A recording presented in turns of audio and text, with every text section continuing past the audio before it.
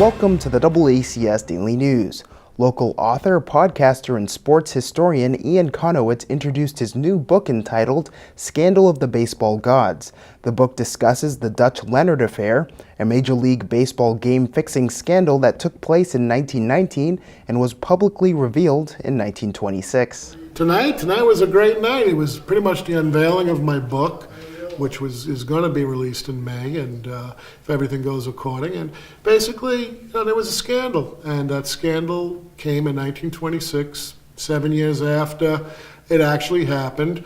Dutch Leonard, a former pitcher who played with Ty Cobb, Tris Speaker, Joe Wood, they made a bet back in 1919 before the infamous 1919 Black Sox scandal, and Dutch Leonard had letters, and he came east to implicate Cobb and Speaker because Cobb fired him and no one picked him up. So he waived Dutch Leonard and no one picked him up, and he got mad and he came and he wanted revenge, and he had two letters to implicate Speaker and Cobb.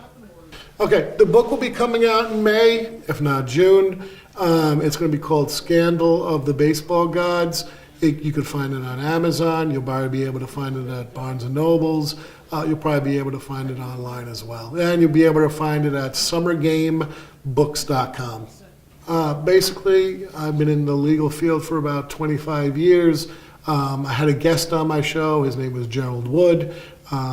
We talked about his book on Joe Wood, Smokey Joe Wood, which won the award for Best Book in 2013.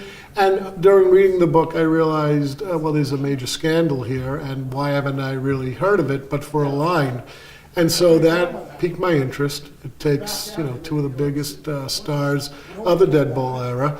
What interested me the most about it was that nothing was ever published, and the fact that this was going on many years after that had happened. Now getting into it, the more I learned about it, the more I became interested in it. And when I wrote the book, basically I let the research dictate how it's going to go. I don't fabricate anything regarding it. It was a very, very long, tedious process. I had a lot of help from the Chicago History Museum. I had a lot of help from the Cleveland Museum, and of course Notre Dame and the Detroit Museum. Basically, I start the book with gambling, and that goes from, say, right from the inception of baseball being a farmer's game in the 1840s.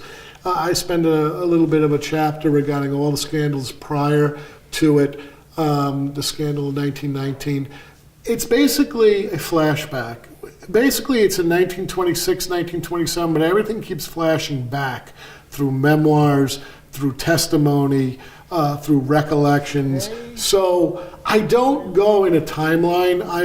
How I crafted the book was, this is what Ty Cobb thought. This is what Tris Speaker thought. This was what's going on with Dan Johnson and also Kennesaw Mountain Landis. This is what happened, but this is what was behind the scenes, and everyone's looking back to when it actually happened.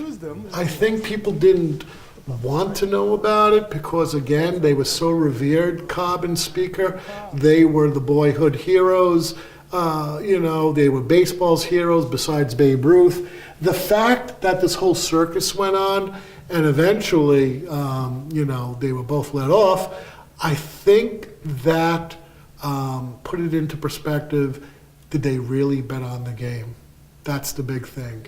No one knows. Smokey Joe Wood would later testify 40 years later that maybe the truth wasn't told to the judge when he conducted his trial, and that maybe Cobb and Speaker did bet on the game, but he was going to take the fall for them because he wasn't in baseball, and he had to save Cobb and Speaker's legacy as being two of the best that ever played the game besides Babe Ruth at the time. That's it for today's update. You can watch all of our content by visiting our website at AACS.com, by downloading the AACS mobile app, or if you have a Roku, you can search for the AACS Roku channel. For AACS News, I'm Austin Ricketts.